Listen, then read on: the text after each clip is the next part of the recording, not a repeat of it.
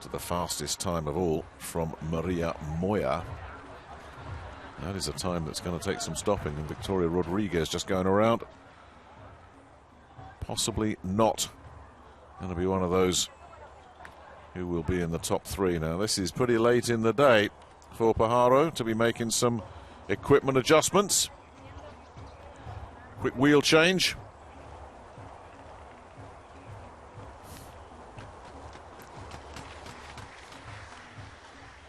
Sobranis Marenko going through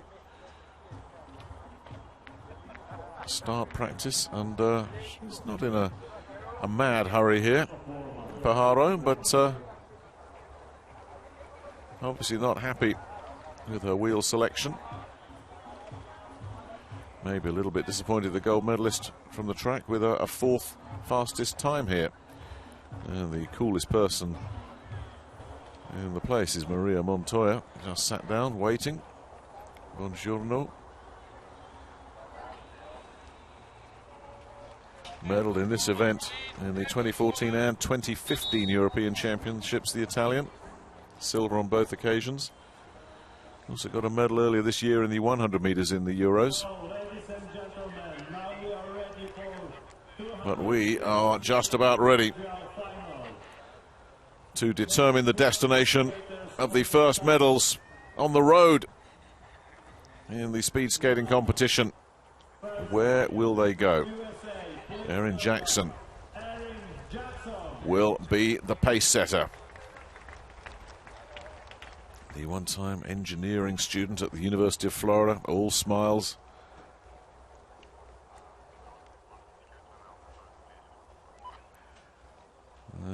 She will be enjoying home advantage the next time the World Games are staged in the United States, Alabama. And we've already seen here across the full gamut of sports that home advantage does bring a lift to these athletes. Erin Jackson will hope to be there, of course. That's 4 years from now. Right now, she wants to put down a fast time. Here we go then, the first finalist in the women's 200-meter trial on the road. Jackson, who registered 19.748 in qualifying, and only just qualifying. Well, she's faster, considerably faster. 19.315. Now that has taken over 0.4 of a second out of her qualifying time. It's probably still not going to be good enough to get a medal, but that would have put her third in qualifying if she'd managed that. That's just an indication of how strong a sprint that was from Jackson.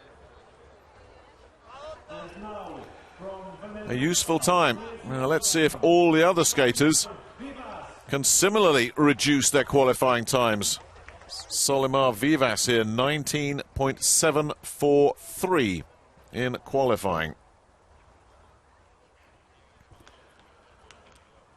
Only one skater in qualifying went under 19 seconds. Vivas with that very long start stride. Then just tucking in around that bend. Just looking to take a really tight line through the chicane, which she does. And the clock just kept going on her, didn't it? 19.497. Also faster by about a quarter of a second at 19.497. It is for Vivas.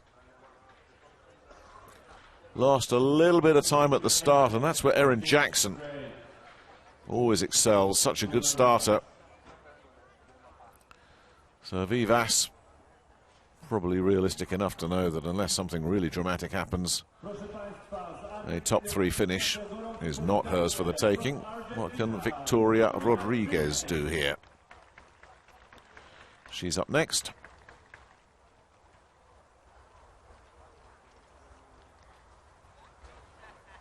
Like all these athletes, real power in the lower body. But it's not just all about the legs. They are, of course, absolutely vital. But the upper body has got to do some work as well. Open those shoulders up, get the arms going. help build a bit of speed up. Rodriguez looking to try and hit this, which she does right there. She moves ahead of Solimar, but Jackson's time is still holding up here. 19.427. That puts her in second place. She too makes a considerable improvement on her qualifying time. Now that's interesting. Let's see if that continues as the second Argentinian gets ready. Rocio Berbel out. 19.682 in qualifying. Still Erin Jackson leading the way for the United States. 19.315. Looking good so far. Berbel out. Looking to try and erase that from the top of the leaderboard. Here she goes. Well, she saw Victoria Rodriguez get a 19.422. No split times to guide us here. But a little bit of time lost there going through the chicane, and it really showed in her second phase, although it's still good enough to get her into first place on the grid. But you got the feeling there was a little bit more even there for Rocio Berbel out. As it is, 19.225. That's improved again on qualifying.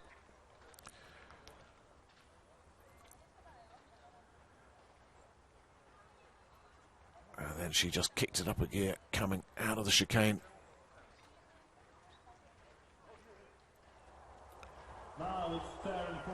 The silver medalist in the 300-meter time trial on the track is up next. The Korean An Yi-seul. Had a mixed bag on the track. She got disqualified in the 500-meter sprint. A mental lapse from the Korean. And she knew she'd done it. Straight into the foul zone.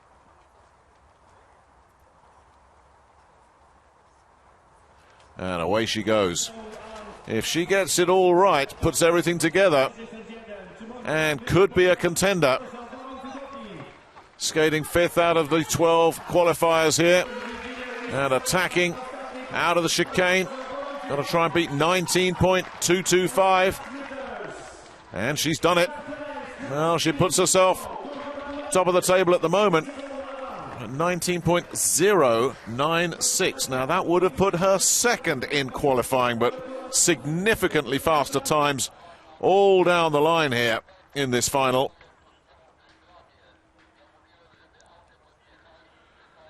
Taking it to a completely different level. So An Yi-seul goes ahead of Rocio Berbel out. And now it's Giulia Bongiorno. Consistently one of the very best at European level and always in the mix at world level as well. Bronze medalist on the track in 500. She medaled in the 100 earlier this summer in Portugal in the European Championships. Bongiorno, the only Italian qualifier. Looking to just blast through the chicane. Nice line. Tiny bit of a stumble, but Bongiorno looking to try and crack 19, which she fails to do.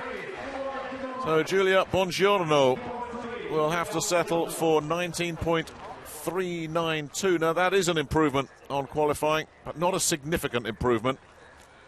That'll put her down in fourth place. She's ahead of the Argentinian Rodriguez. She's ahead of Vivas, the Venezuelan, but in fourth place here. That brings us now to our genuine contenders. This, an outsider for a medal, but definitely medal potential for Dalia Soberanes Marenco of Guatemala. 19.567 in qualifying. Now, can she trim 0.4 of a second off what she achieved in qualifying? Soberanes Marenco, good upper body work and straightening up, and lost a little bit of ground there in the chicane. Now she's got to try and claw that back here in the straight. That's where the damage was done, in the chicane. She'll get a 19.318, also faster than she achieved in qualifying, but it's not going to be good enough to put her on the podium. It's still An Yi-seul, Rocio Berbel-Alt and Erin Jackson, the 1-2-3 here. So Jackson's time standing up pretty well. It's put her ahead of 4 other competitors, but we now come down to the final 5. And all 5 of these skaters that are left are very capable. Starting with Ingrid Faktos.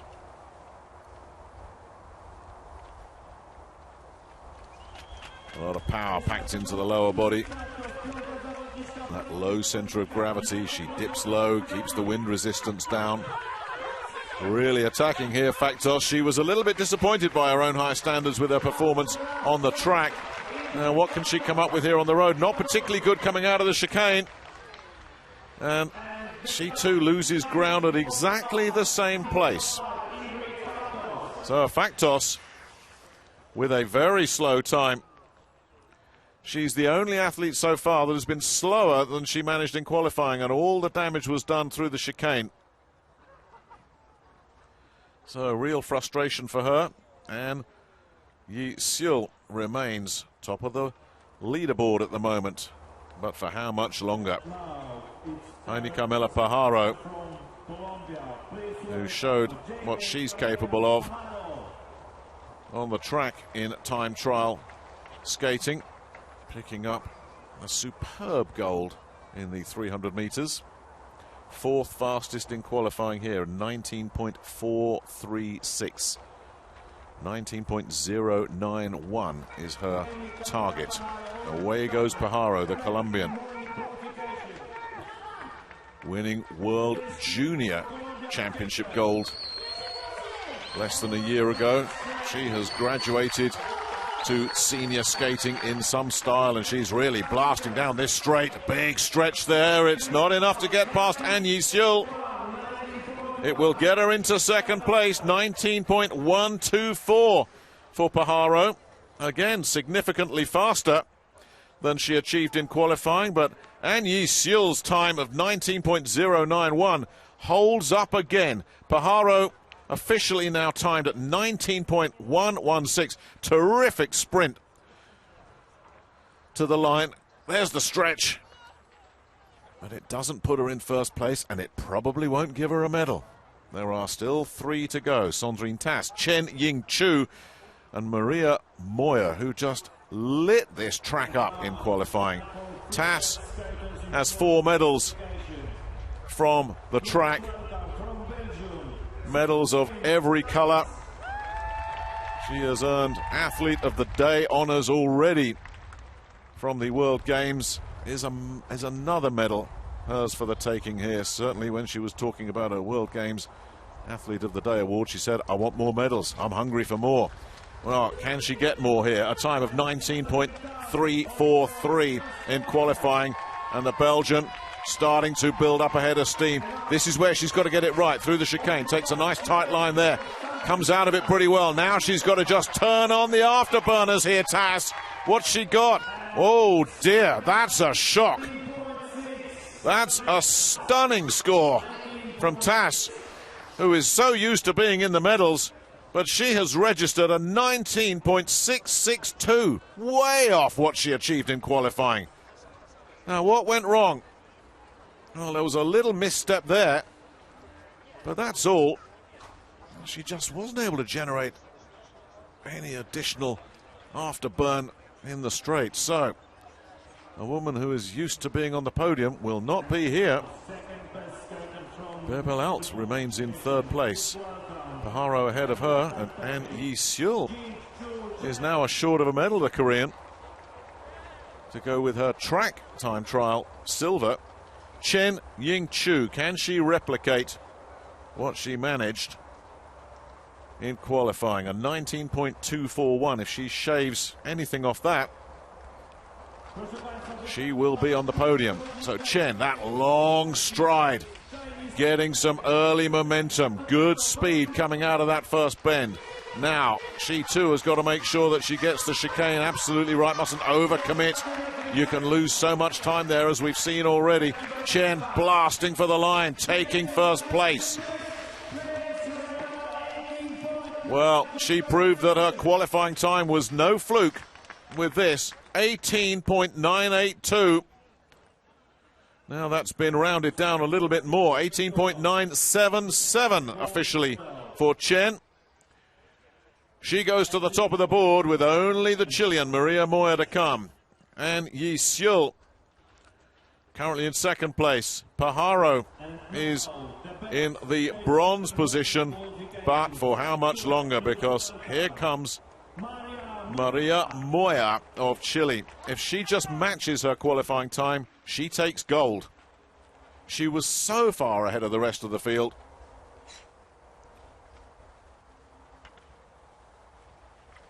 So the potential gold medalist gets underway here. Maria Moya, the Chilean, tucking in. Good speed coming off that first bend. Now opening up the shoulders, driving through the chicane. She's got to now attack down the straight here. Here comes the winning line, and it's a winning race as well for Maria Moya. She looked around and celebrated. The fastest woman in qualifying is also fastest when it matters as well. 18.840, just a fraction faster than she achieved in qualifying. So Chen pushed her hard. Moya really needed something special to win gold in this final. Something special is what she found. Really dipping in there, attacking this chicane. This is where it all went wrong for Sandrine Tass, who was finished 12th and last, incidentally. And then that power surge to the line, the stretch, and the reaction. The glance at the clock that says, you are a gold medalist at the World Games. And isn't that deserved? She looked so good in qualifying. 18.869, 18.84 dead in the final. Talk about consistency. Chen Ying-Chu also very consistent. The only other skater either in qualifying or in the race itself to go under 19 seconds. She takes silver. And Yi Seul of Korea will collect her second medal of these World Games. It's a bronze. But for Chile, it's been a long wait for a gold medal. They finally have one in speed skating, and it's come in the shape of Maria Moya. 200-meter time trial road World Games champion.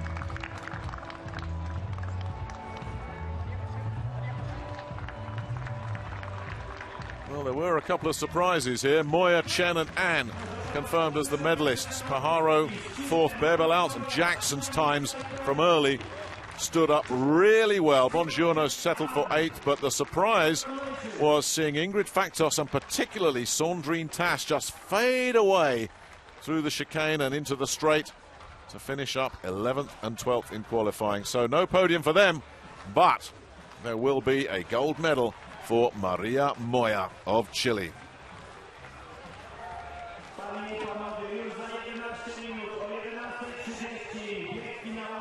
So we'll have a 10-minute recess or so now before the men's final is due off.